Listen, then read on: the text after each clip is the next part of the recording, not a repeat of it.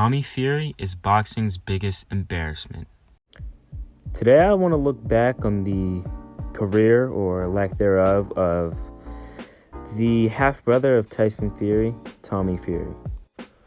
Up until 2021, Tommy Fury had made his career fighting lower-level boxers and trying to build his resume as a boxer. And then he was set to fight Jake Paul, and this fight made a lot of sense. Tommy Fury being the half-brother of Tyson Fury and the son of John Fury, he was a big name. And Jake Paul, at this point, was also a big name, and a lot of people wanted to see him against a real professional boxer. And the build-up to this fight was pretty good. I mean, the press conferences were just them talking trash. I think Jerusalem might have been involved in a few press conferences. It was just an overall pretty good build up to the fight, and I think it probably would have sold pretty decent. And then the unthinkable happened. Tommy Fury pulled out because of a viral infection from a broken rib. Now that sounds all fine when you first hear it, he had an injury, so he pulled out.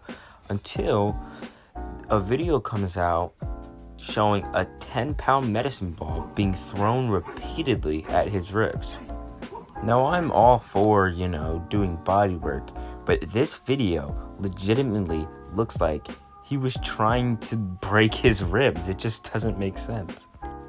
And then there's a video that comes out of Tyson Fury in an interview saying interesting things about the Jake Paul-Tommy Fury fight.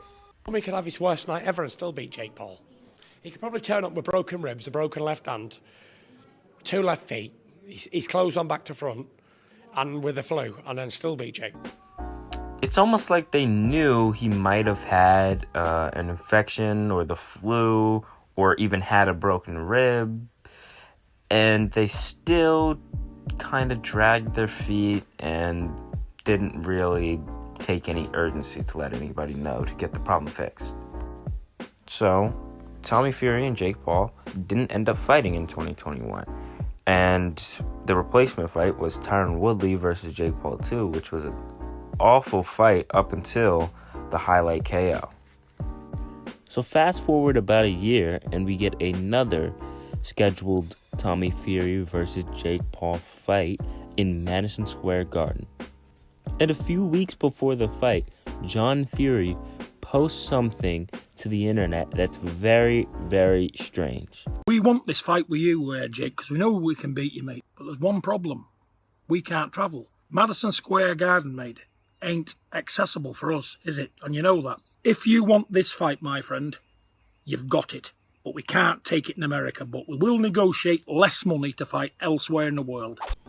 So this video is saying that they know that they cannot go to the U.S., Tyson has been banned from the U.S. for years. John Fury has been banned from the U.S. for years, and they know this. And instead of really having anything done about it, they post videos on Instagram and drag their feet about it. So then it comes out officially that Tommy Fury cannot get into the U.S. And at first, we don't really know why he can't. And then it comes out that he has a loose connection to the Irish mobster Daniel Kinahan. And if you want to know more about the loose connection to the Irish mobster, there is a video in the description by TJ Loves Fights, and it goes more in depth into Daniel Kinahan and the connection to Tommy Fury. Now, on the surface, it seems, okay, that's not really Tommy's fault that he can't get into the U.S., but there was a lack of urgency and transparency from the Fury team to, get this figured out. It feels like they were just dragging their feet at times. And then a video comes out of Tommy Fury, Tyson Fury, and John Fury all laughing at the camera very smugly, almost like they knew this was going to happen and they were dragging their feet on purpose.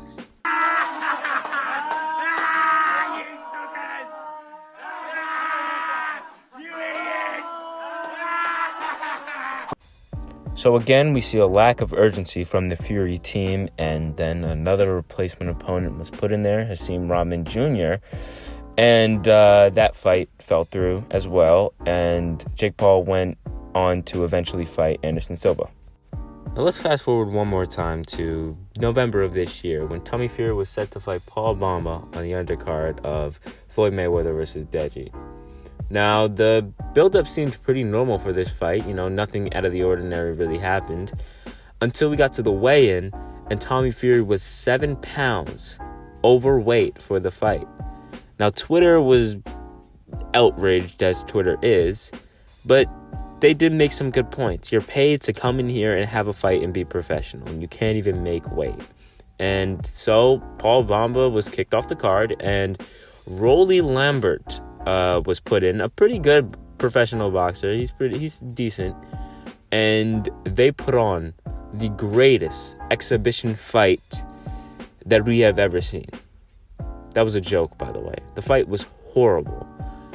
I mean, it was just like a horrible fight. It seems like before they fought, there was an agreement. All right, let's not really go too hard on each other. It was like a 1 hour in advance that Rolly Lambert was told he was fighting Tommy Fury. So I understand, but the fight was awful.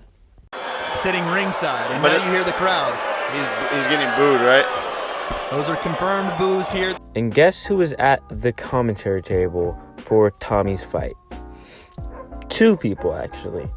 Wade Clemens and Jake Paul.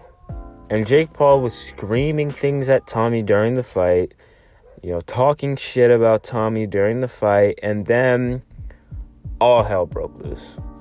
John Fury then started screaming at Jake Paul to fight him instead of his son, and then we were treated to a truly grotesque sight when John Fury took off his shirt and started flexing and shadowboxing in the ring, shirtless, like without a shirt. Now after that disgusting sight, Jake called John Fury a fat, miserable old man, and he wasn't very far off. And then Tommy started screaming at Jake to fight him right then and there, and things just got out of hand, and it was a total shit show. That brings us to today, where Tommy and Jake, the negotiations, they're probably not going to go anywhere. We're probably never going to see this Jake Paul fight. It's just probably not going to happen the way things are going, What I think Tommy is forgetting is that he's not his brother. He's not as famous as his brother. He's not nearly as good as a boxer as his brother. So I don't understand why he thinks he should be treated as his brother. It just doesn't make sense to me. Just because you have the Fury last name does not mean that you're the A side for every single fight.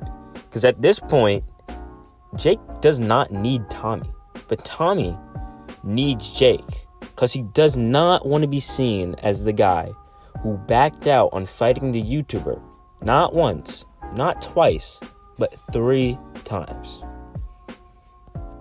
Thank you guys for watching the video, and I got a lot of good comments on my last video about Saul Poppy and Josh Bruckner, and I'm thinking about making a video just, reading the comments and providing a few more arguments about that fight.